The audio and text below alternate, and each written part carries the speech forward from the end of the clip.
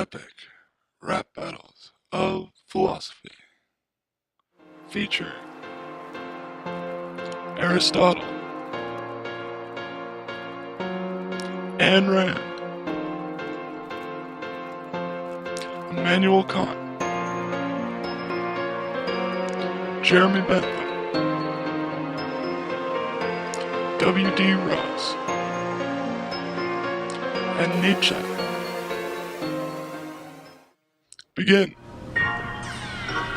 Things opened up with me, the one and only Aristotle Lee. So get ready to go fast now that I control the throttle. I'm here to answer the question that has lingered so long. How ought we to determine what is right and what is wrong? I posit that each person's moral character is distinct, like an empty book, only waiting to be inked. Except rather than a pen, you write with your actions. It is not those that speak loudest, not any abstractions. For a virtuous habit forms a virtuous person, and vice versa too, vices will make you a worse one. As for what virtues are, consider them the golden mean, deficient in excess vices with virtue sandwiched in between. In the end, pneumonia is virtuous peoples for the taking. The end goal of life, you can't get there by faking. Your duty then is to do what is right, and for no other reason than your character's might. Yo.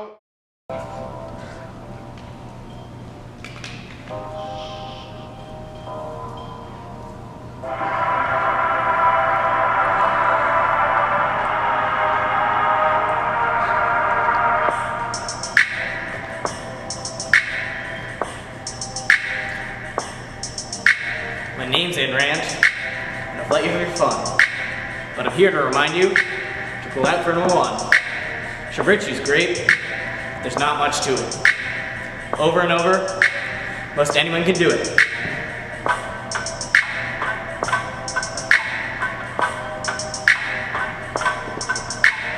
It's easy to live your life for other people. To be virtuous and kind, time under a steeple.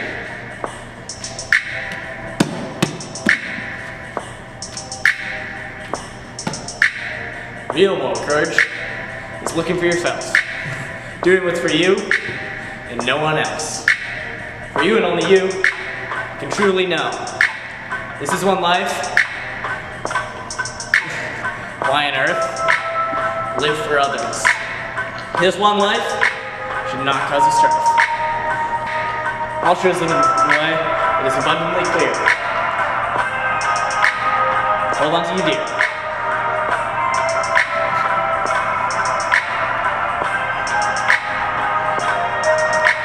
The only greater good is yourself. So think twice before making the ultimate sacrifice.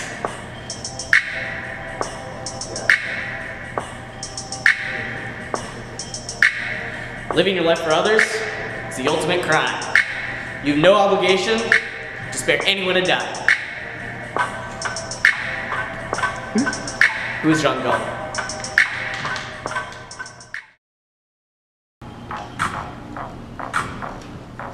I can't believe these ethics that you're bringing to the table. I'll try to preach deontology, I don't think you're able. Morality has not to do with you, but with the nature of an act. Not to do with an outcome either, as a matter of fact. Now, if you'll allow me to spin an ethical narrative, you'll see that it starts with categorical imperative. For ethics must be strong, no, don't make them flimsy. You mustn't go changing your beliefs on a whimsy. One such imperative is the principle of ends, causing treating people as means never makes good friends.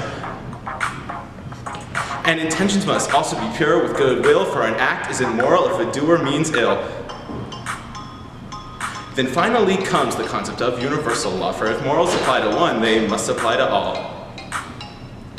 So come one, come all, if you want a piece of me, you can't fight the science behind deontology.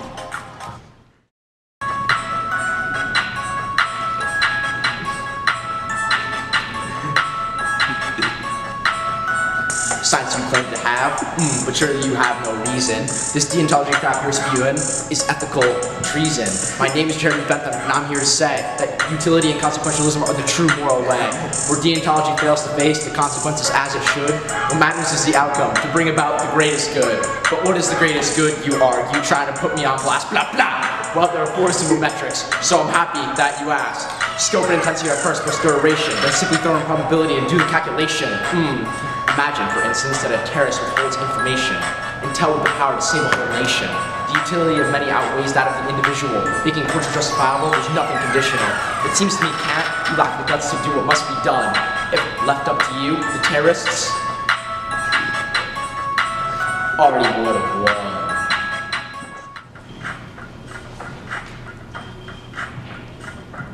Oh, look at Bentham all, pompous full of sass. Why don't you calculate the utility of me kicking your ass? The nonsense you've been spewing is the worst I've heard today. It's time to do some real ethics with the prima facie. There's 7 fundamental moral duties to know: fidelity, reparation, gratitude, and justice. And to show that my ethics are truly of movement, next come benevolence, malevolence, and finally self-improvement. Now, I agree with Kant, morality lies in the action, but in some ways his theories just don't have any traction. The baby was doomed, but his mother could be saved. But say his head shouldn't be caved. Indeed, these situations must use their intuition and uphold the moral duty that is your moral mission. And so you see, when it comes to ethics and truly the boss, everyone rebels in the verses of W.D. Ross.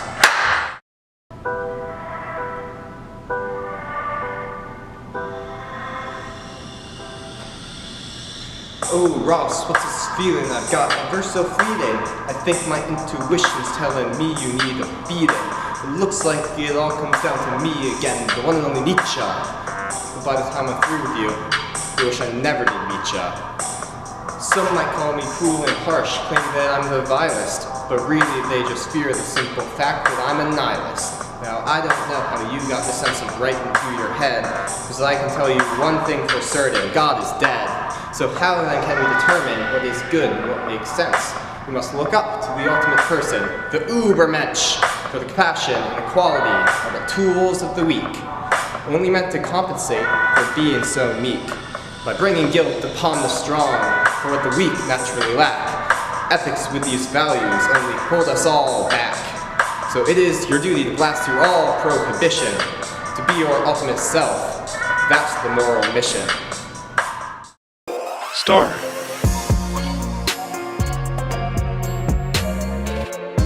Who won?